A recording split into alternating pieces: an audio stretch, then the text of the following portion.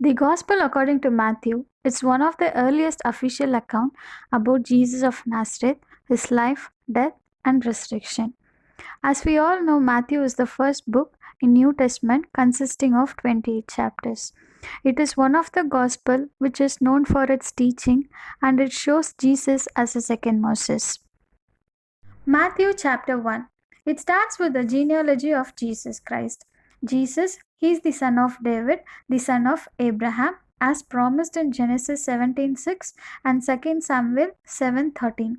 So, all the generations from Abraham to David is 14, David until the captivity of Babylon is 14, and captivity in Babylon until Jesus Christ is 14 generations. It shows how Jesus is the continuation and fulfillment of whole biblical promises and brings blessing all over the nation. In third verse, by Tamar, Judah begot Perez. When we see in Genesis 38:26, Judah's daughter-in-law is Tamar, and he acknowledged that she has been more righteous than him. In fifth verse, Salmon begot Boaz by Rahab. In Hebrews 11:31, it is written as, by faith the harlot Rahab did not perish with who did not believe and received the spice with peace. Boaz begot Obed by Ruth, who is a Moabite, which is the tribe of Lot. In sixth verse, David begot Solomon. Here it is not mentioned as Bathsheba, but the wife of Urias. It clearly shows that Jesus has chosen this contrasting genealogy and born to a virgin mother to wipe away our sins and thereby to attain salvation. Mary was betrothed to Joseph and found with child of Holy Spirit before they came together. So Joseph minded to put her away secretly.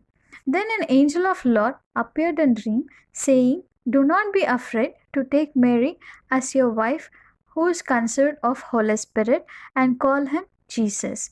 Thus the promise in Isaiah 7:14 has been fulfilled, that they shall call him Emmanuel.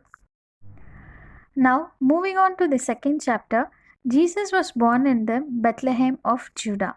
Thus, the promise of Micah 5:2 got fulfilled. The wise men, on seeing the star from east, went to the palace in Jerusalem on searching the King of Jews. When Herod the king heard this, he was troubled, gathered all chief priests, scribes together, and inquired about the newborn king. Herod secretly informed the wise men, "Go and search for a young child, and when they found, bring back a word to him, so that he could also worship him." Then the wise men departed and seen the star, which went before them and stood over the young child.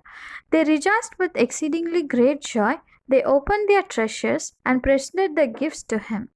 Then, being divinely warned in a dream that they should not return to Herod, they departed in another way to their own countries. Lord appeared in Joseph's dream and said to take the child and Mary to Egypt, since Herod will seek to kill the young child. So he departed to Egypt. Since Herod was deceived by wise men, out of anger, he put to death all the male children from 2 years old and under in the ins and outs of Bethlehem. Thus, the Jeremiah 31:15 promise has been fulfilled. When Herod died, angel of Lord appeared and said him to go to the land of Israel, taking the son and the wife.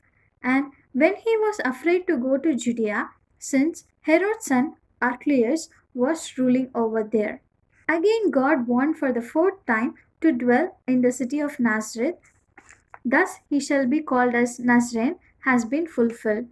From this, we come to know that Joseph is the first righteous man mentioned in the New Testament, as he obeyed the word of God every single time. Here ends the second chapter. Thanks for watching.